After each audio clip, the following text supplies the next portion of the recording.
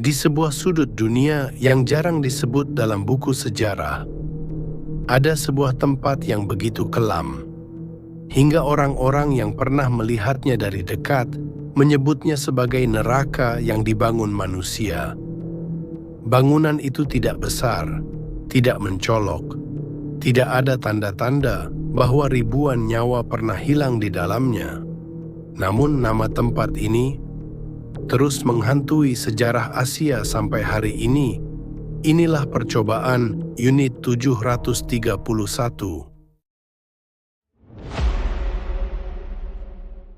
Fasilitas riset militer Jepang yang menyimpan salah satu rahasia paling mengerikan dalam perang.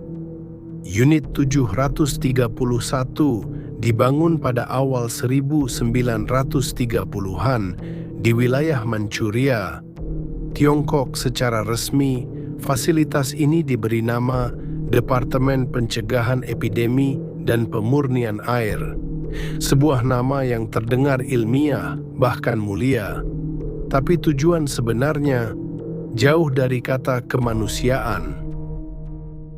Fasilitas ini dibentuk untuk menciptakan senjata biologis paling efektif yang pernah digunakan dalam perang. Para ilmuwan di sini tidak bekerja untuk menyembuhkan penyakit.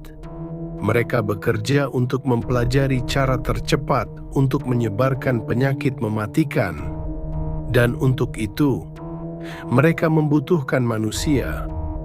Manusia yang bisa dikorbankan kapan saja. Korban-korban yang dibawa ke Unit 731 tidak dianggap sebagai manusia. Para peneliti menyebut mereka Maruta, yang berarti balok kayu. Sebuah istilah yang sengaja dipakai untuk menghapus rasa bersalah.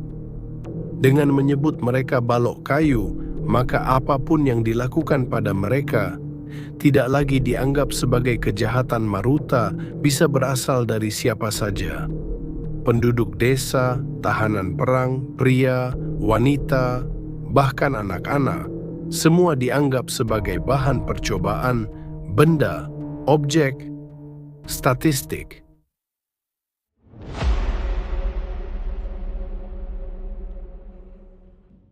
Eksperimen pertama, viviseksi. Salah satu praktik paling mengerikan di Unit 731 adalah viviseksis, pembedahan tanpa anestesi. Bayangkan seseorang yang terinfeksi penyakit diseret ke meja operasi. Tidak diberi obat bius, tidak diberi penghilang rasa sakit. Para ilmuwan ingin melihat bagaimana penyakit menyebar ke organ tubuh dalam kondisi asli. Jadi mereka membuka dada korban, membedah perut, bahkan mengamati jantung yang masih berdetak di dalam tubuh yang belum mati. Beberapa korban sengaja dibiarkan hidup selama proses pembedahan berlangsung hanya demi satu hal: data ilmiah.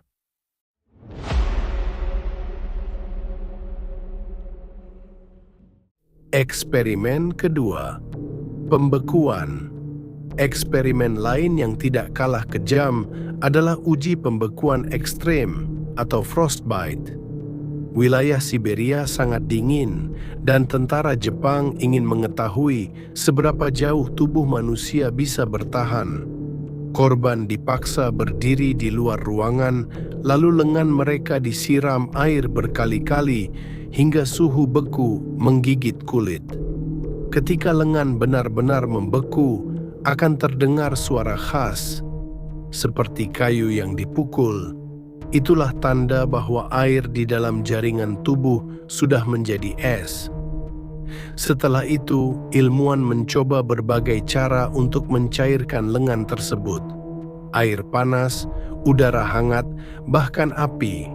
Semua dicatat detail tanpa memedulikan rasa sakit korbannya.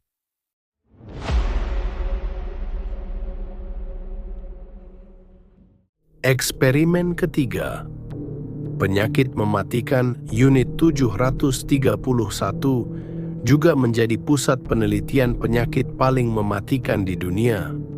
Penyakit seperti pes, kolera, antraks, dan sifilis. Semua disuntikkan secara sengaja ke tubuh manusia. Beberapa korban diikat dalam ruangan lalu dilepaskan kutu-kutu yang membawa bakteri pes. Mereka dibiarkan terinfeksi, dibiarkan demam, menggigil, dan dibiarkan mati perlahan hanya untuk diamati. Para ilmuwan mencatat perkembangan penyakit jam demi jam. Mereka mencatat perubahan kulit, kerusakan organ, dan tingkat kematian. Tidak ada yang bertahan. Tidak satu pun.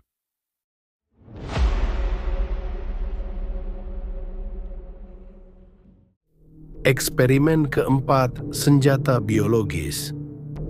Unit 731 juga mengembangkan bom biologis, bom keramik berisi bubuk antraks atau kutu pembawa pes. Beberapa di antaranya diuji di desa-desa penduduk di wilayah Cina. Wabah penyakit kemudian menyebar tanpa bisa dihentikan. Diperkirakan ratusan ribu warga sipil menjadi korban tidak langsung akibat eksperimen senjata biologis ini. Ini bukan sekadar percobaan, ini adalah senjata pemusnah massal yang digunakan pada manusia tanpa peringatan.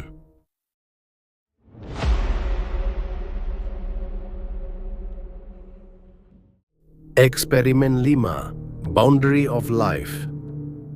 Ada pula eksperimen tentang batas hidup manusia. Korban dipaksa berlari hingga pingsan, ditembak di berbagai bagian tubuh untuk melihat seberapa cepat mereka mati. Sebagian dimasukkan ke ruangan dengan tekanan udara ekstrem hingga organ mereka meledak.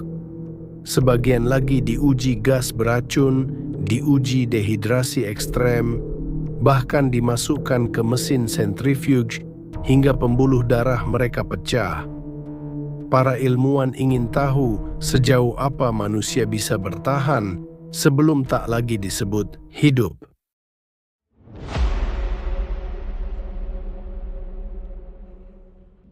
Akhir Unit 731. Saat Perang Dunia Kedua berakhir, Unit 731 dihancurkan oleh pasukannya sendiri. Dokumen dibakar, bangunan dihancurkan, tapi jejak kejahatannya sudah terukir dalam sejarah manusia. Yang lebih mengejutkan, banyak peneliti Unit 731 tidak pernah dihukum. Beberapa diberi imbalan kekebalan hukum dengan menukar data penelitian mereka kepada negara-negara besar. Inilah bagian tergelap dari semuanya.